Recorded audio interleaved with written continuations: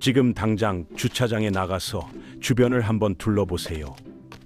5천만 원짜리 SUV, 7천만 원짜리 수입 세단, 억소리 나는 제네시스가 즐비하게 늘어서 있을 겁니다. 그런데 여기서 질문 하나 드릴게요. 저 차들의 주인은 과연 얼마를 벌까요? 놀랍게도 그들 중 상당수는 여러분과 비슷하거나 오히려 적게 벌 가능성이 높습니다. 믿기지 않으시죠? 하지만 이건 엄연한 현실입니다. 평범한 월급쟁이가 강남 전세금만큼 비싼 차를 몰고 다니는 시대, 편의점 도시락 값에 한숨 쉬면서 월 150만 원 할부금은 당연하게 내는 이 기이한 현상, 도대체 어떻게 가능한 걸까요? 숫자는 거짓말을 하지 않습니다. 한국의 평균 차량 할부 기간은 이제 7년을 넘어섰고 월 할부금은 100만 원을 훌쩍 뛰어넘었습니다. 그런데 임금 상승률은 물가 상승률도 못 따라갑니다. 뭔가 이상하지 않나요? 오늘은 이 광기 어린 차 할부 열풍의 정체를 낱낱이 파헤쳐 보겠습니다.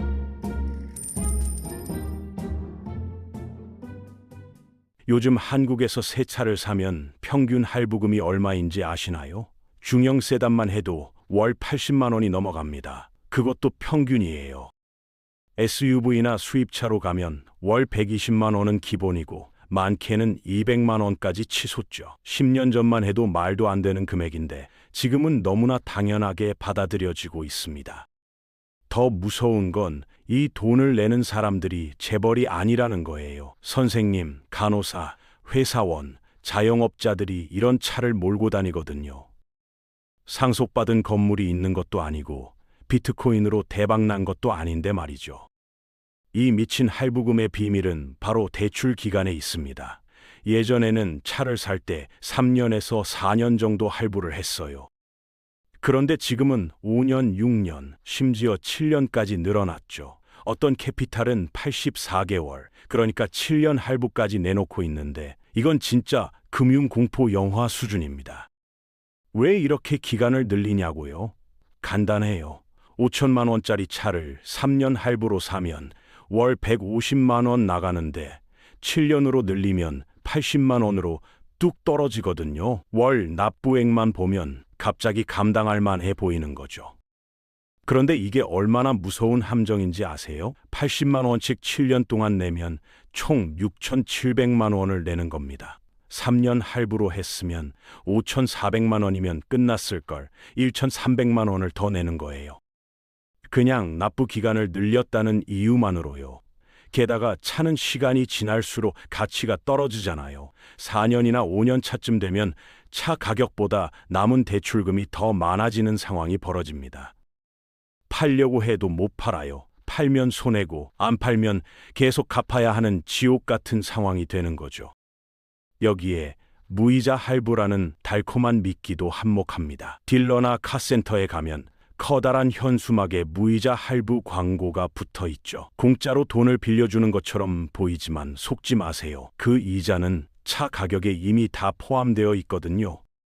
차를 정가로 사면서 무이자를 받거나 아니면 차값을 깎고 일반 이자로 할부하거나 둘 중 하나예요. 둘 다 받을 수는 없습니다. 그리고 무이자 할부는 신용등급이 엄청 좋은 사람들한테만 나오는데 그런 사람들은 애초에 현금으로 살 여력이 있는 사람들이에요. 가장 악랄한 건 차량 교환 사기입니다. 이게 어떻게 돌아가냐면 누군가 6년이나 7년 할부로 차를 삽니다. 3년쯤 지나니까 새 차가 또 갖고 싶어지는 거예요. 그런데 문제는 아직도 차값보다 대출금이 더 많이 남아 있다는 겁니다. 그럼 어떻게 하냐고요? 그 남은 빚을 새 차 대출에 합쳐버려요. 더 비싼 차를 사면서 이전 차의 빚까지 떠안는 거죠. 이렇게 되면 영원히 빠져나올 수 없는 빚의 굴레가 시작됩니다. 매달 돈을 내는데도 빚은 계속 늘어나고 가지고 있지도 않은 차 값을 계속 갚는 웃긴 상황이 벌어지는 겁니다. 딜러 입장에서는 이게 완벽한 비즈니스 모델이에요. 한번 빚에 빠진 고객은 평생 고객이 되거든요. 빠져나오려면 몇 천만 원을 한 번에 내야 하는데 그럴 돈이 있을 리가 없죠. 그래서 3년마다 새 차를 사면서 계속 빚을 늘려가는 겁니다. 쳇바퀴를 빠르게 돌릴수록 뒤로 더 밀리는 거나 마찬가지예요. 그런데 정말 무서운 건 이런 미친 할부금이 이제는 너무 평범해졌다는 겁니다. 월 150만 원을 다른 데 쓴다고 하면 미쳤다고 할 텐데 차 할부금이라고 하면 그냥 고개를 끄덕이거든요. 커피에 월 150만 원을 쓴다면 당장 병원에 가야 할 거고, 옷에 그만큼 쓴다면 쇼핑 중독자 취급받을 텐데 차는 괜찮다는 거죠. 믿을 만한 교통수단이 필요하니까요. 라고 말하면서요. 이런 생각이 어떻게 당연해졌을까요? 자동차 회사들이 수십 년 동안 우리 머릿속에 심어놓은 마케팅 덕분입니다. 당신의 차는 그냥 이동수단이 아니라 당신의 정체성이라고 말이죠. 그 수입차는 당신이 성공했고 센스 있고 능력 있는 사람이라는 걸 보여준다는 겁니다. 멋진 차를 안 몰면 뭔가 부족한 사람으로 보이는 거죠. 광고를 보세요. 강남대로를 질주하는 세단을 보여주면서 파는 건 차가 아니라 판타지예요. 당신도 그런 삶을 사는 사람이라는 환상을 팔고 있는 거죠. 실제로는 회사 지하 주차장과 집 앞 골목을 오가는 게 전부인데 말이에요. 이런 감정 조작 때문에 말도 안 되는 할부금도 정당화됩니다. 그냥 차를 사는 게 아니라 자기 자신에게 투자하는 거라고 생각하게 만드는 거예요. 월 120만 원이 재정적 실수가 아니라 자기 개발비처럼 느껴지는 겁니다. 그럼 사람들은 실제로 어떻게 이 돈을 마련할까요? 80만 원에서 150만 원이면 대부분 가정에는 엄청난 부담이잖아요. 여기서부터 진짜 창의적이고도 위험한 방법들이 등장합니다. 많은 사람들이 인생 전체를 차 할부금 중심으로 재편하고 있어요. 전세 대출 갚듯이 차 할부금을 대하면서 다른 모든 걸 조정하는 거죠. 더 작은 원룸으로 이사 가거나 부모님 집에 더 오래 살거나 그러면서 꿈의 수입차 할부금을 내는 겁니다. 점심은 매일 편의점 삼각김밥을 먹으면서 출근은 억소리 나는 차로 하는 거예요. 휴가도 안 가고 외식도 안 하고 다른 큰 구매는 다 미루면서 월급의 25%에서 30%를 차에 쏟아붓는 겁니다. 어떤 사람들은 주말에 아르바이트를 시작해요. 배달 일을 하거나 대리운전을 하는데 그 비싼 차로 일해서 번 돈으로 그 차 할부금을 내는 거죠. 차가 주인이면서 동시에 생계수단이 되는 이상한 상황이 벌어지는 겁니다. 더 심각한 경우는 퇴직연금을 중도 인출하거나 대출을 받아서 차 계약금을 마련하는 경우예요. 미래의 나한테서 돈을 빌려서 지금 차를 사는 건데 대부분 사람들은 퇴직연금을 일찍 찾으면 얼마나 손해인지 계산도 안 해봅니다. 10년 뒤면 고철 덩어리가 될 차 때문에 노후 자금 몇억 원을 포기하는 거나 마찬가지거든요. 신용카드 돌려막기도 흔해졌습니다. 정비비, 수리비, 보험료, 기름값을 카드로 긁어서 현금을 아껴서 차 할부금을 내는 거예요. 높은 이자를 내는 빚으로 차 유지비를 대는 건데 이건 담배 하나 피우려고 화염방사기를 쓰는 것과 비슷합니다. 기술적으로는 가능하지만 똑똑한 방법은 절대 아니죠. 가장 걱정되는 건 집을 담보로 대출받아서 차 계약금이나 이전 차 빚을 갚는 경우입니다. 집을 걸고 차를 사는 건 두 자산의 목적을 완전히 오해한 거예요. 집은 시간이 지나면서 자산 가치가 올라가야 하는데 차는 그냥 A에서 B로 데려다주는 도구일 뿐이거든요. 집으로 차를 사기 시작하면 이건 공식이 거꾸로 된 겁니다. 더 재미있는 건 이런 극단적인 희생을 한 대가 아니라 여러 대에 대고한다는 겁니다. 한국도 이제 1가구 2차량, 3차량 시대가 열리고 있어요. 수학적으로는 인상적이지만 재정적으로는 공포 영화죠. 아빠는 출퇴근용 세단, 엄마는 아이들 태우는 SUV, 거기다 대학생 자녀용까지. 이러면 월세보다 차 할부금을 더 내게 되는 겁니다. 이런 가정은 사실상 자동차 금융회사를 운영하는 거나 마찬가지예요. 돈을 버는 게 아니라 매달 돈을 쏟아붓는 회사죠. 여러 개의 감가상각 일정, 보험 증권, 정비 스케줄, 대출 조건을 관리하는 거예요. 작은 사업체를 운영하는 건데 그 사업체는 매일 돈을 잃고 재고는 시간이 지날수록 가치가 사라지는 겁니다. 여러 개 차 할부금을 관리하면서 생기는 심리적 효과가 또 흥미롭습니다. 사람들은 납부일 돌려막기와 최소 금액 내기에 달인이 되지만 큰 그림은 놓쳐버려요. 한 대를 다 갚았다고 축하하면서 동시에 두 대를 새로 사는 거죠. 성공의 기준이 접시 돌리기를 잘하는 거지, 애초에 접시를 돌릴 필요가 있나를 생각하지 않게 되는 겁니다. 보험료는 또 어떻고요? 대부분 사람들이 차를 살 때 보험료를 완전히 과소평가합니다. 7천만 원짜리 수입차 보험은 3천만 원짜리 국산차 보험보다 훨씬 비싸거든요. 종합보험에 운전자 보험, 각종 특약까지 다 넣으면 한 달에 30만 원은 쉽게 넘어갑니다. 여러 대 있는 집은 보험료만 월 70만 원 가까이 나가요. 1년이면 800만 원을 공공도로에서 감가상각하는 자산을 합법적으로 몰 권리를 얻기 위해 쓰는 거예요. 많은 사람들이 월 납부액 깎는 데만 집중하다가 보험 설계사 사무실에 앉아서야 현실을 깨닫습니다. 정비비는 또 다른 충격입니다. 요즘 차들, 특히 수입차나 고급 SUV는 엄청나게 복잡한 기계예요. 첨단 안전장치에 정교한 전자 시스템에 고급 부품들이 들어가 있죠. 뭔가 고장나면, 그리고 반드시 고장나거든요. 수리비가 어마어마합니다.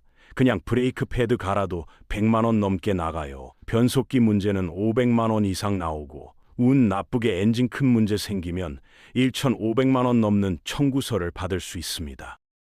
극단적인 차 할부금을 내는 사람들 대부분이 이런 수리비를 위한 비상금이 전혀 없어요. 그래서 결국 큰 정비비가 나오면 카드로 긁거나 또 대출을 받게 됩니다. 이게 악순환의 시작이에요. 감당할 만하다고 생각했던 차 할부금이 빚지옥의 시발점이 되는 거죠. 탈출하는데 몇 년씩 걸립니다. 억소리 나는 차는 집 앞에 반짝반짝 빛나는데 주인은 편의점 도시락 할인 시간 맞추려고 기다리는 모습을 보게 돼요. 명품 시계 차고 컵라면만 먹고 사는 거나 비슷합니다. 기술적으로는 인상적이지만 요점을 완전히 놓친 거죠. 기름값만 해도 장난 아닙니다. 이 큰 차들의 연료비는 10년 전 차 할부금만큼 나올 수 있어요. 리터당 8km밖에 안 나가는 SUV를 몰고 기름값이 리터당 1,700원에서 2,000원 사이를 오가면 보통 출퇴근만 해도 한 달에 50만 원이 넘게 나갑니다. 주말에 지방이라도 한번 다녀오면 그 금액은 더 올라가죠. 이제 진짜 무서운 계산을 한번 해볼까요? 실제 숫자를 보면 대부분 사람들이 절대 계산하지 않는 현실이 드러납니다. 누군가 6천만 원짜리 차를 7년 할부로 연 6% 금리에 샀다고 쳐봅시다. 월 납부액은 약 85만 원 나오는데 짧은 할부로 했을 때 140만 원보다는 감당할 만해 보이죠. 7년 동안 총 7,100만 원을 내게 됩니다. 여기에 보험료 월 30만 원이면 7년간 2,500만 원 추가예요. 기름값 월 50만 원이면 또 4,200만 원이 들어갑니다. 정비와 수리는 7년간 최소 2천만 원은 나갈 거고요. 다 합치면 이 사람은 7년 동안 교통비로 1억 5,800만 원을 쓰는 겁니다. 그리고 7년 뒤에는 운이 좋으면 2천만 원 정도 가치가 남은 차를 소유하게 되죠. 1억 5,800만 원을 써서 2천만 원짜리 차를 몰 권리를 얻은 겁니다. 이건 교통비가 아니라 컵홀더와 열선 시트가 달린 재산 파괴 기계예요. 가장 우울한 부분은 그 돈을 대신 투자했다면 어떻게 됐을까 하는 겁니다. 월 85만 원을 연 8% 수익률, 나는 펀드에 넣었다면 7년 뒤에는 9천만 원이 넘게 모여 있을 거예요. 차의 재정적 부담을 피했을 뿐만 아니라 실제로 부를 쌓았을 겁니다. 그런데 이 악순환을 끊기가 왜 이렇게 힘들까요? 바로 심리적 함정 때문입니다. 일단 이런 극단적인 차 할부를 시작하면 자기 재정적 감옥에 감정적으로 애착을 느끼게 돼요. 그 차는 더 이상 그냥 교통수단이 아니에요. 자기 정체성이고 노력의 증거고 성공의 상징이 되는 겁니다. 더 싼 차를 몬다는 생각 자체가 실패를 인정하거나 체면을 구기는 것처럼 느껴지죠. 이런 감정적 애착 때문에 합리적인 재정 분석이 거의 불가능해집니다. 누군가 믿을 만한 중고차로 바꾸면 매달 수십만 원을 아낄 수 있다고 말하면 그들은 실용적인 재정 전략으로 듣지 않아요. 자기 가치에 대한 공격이나 노력의 대가를 누릴 권리를 부정하는 것으로 들리는 겁니다. 가족을 지키듯 차 할부금을 방어하죠. 그 할부금 때문에 정작 가족의 미래를 제공하지 못하고 있는데도 말이에요. 자동차 회사들은 이 심리를 우리보다 더 잘 압니다. 수백억 원을 들여서 이런 감정 반응을 어떻게 유발하고 계약서 서명으로 연결하는지 연구했거든요. 카센터나 영업점에 가보면 총 소유 비용이나 기회 비용에 대해서는 거의 얘기하지 않아요. 대신 월 납부액, 즉각적인 만족감, 체면에만 집중하죠. 판매 과정은 구매자가 가질 수 있는 모든 합리적 반대를 극복하도록 정교하게 설계되어 있습니다.